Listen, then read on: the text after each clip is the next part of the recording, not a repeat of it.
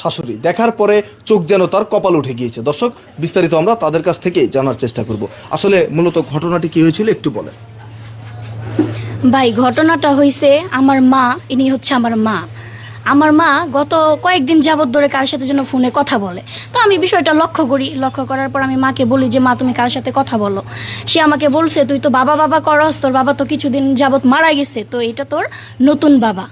মানে আমাকে বলে যে তোর নতুন বাবা আজকে আসতেছে, তাকে আমি নিয়ে আসতে যাব, এটা তোর জন্য গিফট, সারপ্রাইজ। আই আম তো অবাক, মানে আমার মাথায় তো একবারে মানে আকাশ নাইমা পড়ছে, কি কি বলে। যাক, পরে আমি বলছি তাহলে নিয়ে আসো।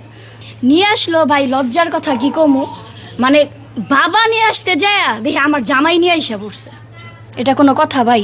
বাবার জায়গায় দেখি আমার জামাইয়ের লগে সেই 3টা বছর ধরে প্রেম করছে বলে, এটা কোনো কথা? দর্শক, আপনারা দেখতেই পারলেন ঘটনাটি আসলে খুবই হাস্যকর হলেও আমরা একটু এই ছেলের সাথে জানার চেষ্টা করব। আসলে মূলত আপনি উনি কি আপনার শাশুড়ি? হ্যাঁ।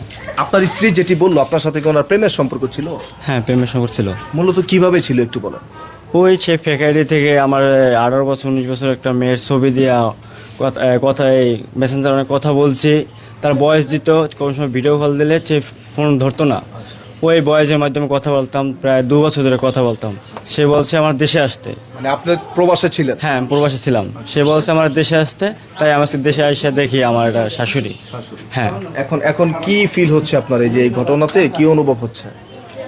এখন হাসি পাচ্ছে। হাসি পাওয়া ছাড়া তো কোনো কারো আর কিছুই থাকবে না। দর্শক, এই মুহূর্তে তিনি যেই ঘটনা ঘটিয়েছে এটা ভাবতে গেলে যে কোনো কারোই হাসি পাবে, তো তার হাসি পাওয়াটাই স্বাভাবিক। আসলে এই যে আপনি যে ঘটনাটি ঘটালেন, এই ব্যক্তি তো আপনার মেয়ের জামাই, তাই না?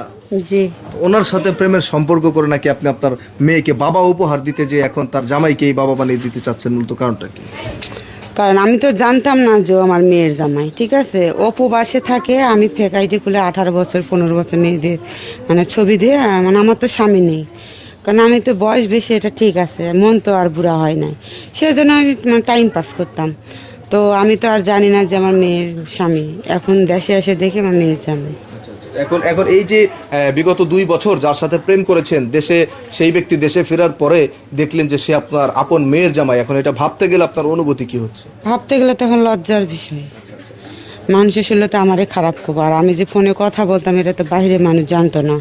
আর আমার স্বামী মারা গেছে 8-9 বছর হয়, মানে তখন বিয়ে করলাম না, কারোর সঙ্গে সম্পর্ক করলাম না, মানে একটা রং নাম্বারে প্রেম করে আজকে আমি বিপদে পড়ে গেছি। এখন এই যে আপু, আমরা একটু আপনার কাছ থেকে আরেকবার জানার চেষ্টা করি, আপনার মা আর আপনার স্বামী যে ঘটনাটি ঘটালো, এই বিষয়টি নিয়ে আসলে আপনি কি বলতে চান? এখন এই বিষয়টি নিয়ে যা হওয়ার তো হয়ে গেছে, কারণ এখন যারা এই বিষয়টা জানতে পারবে, এলাকাবাসী বা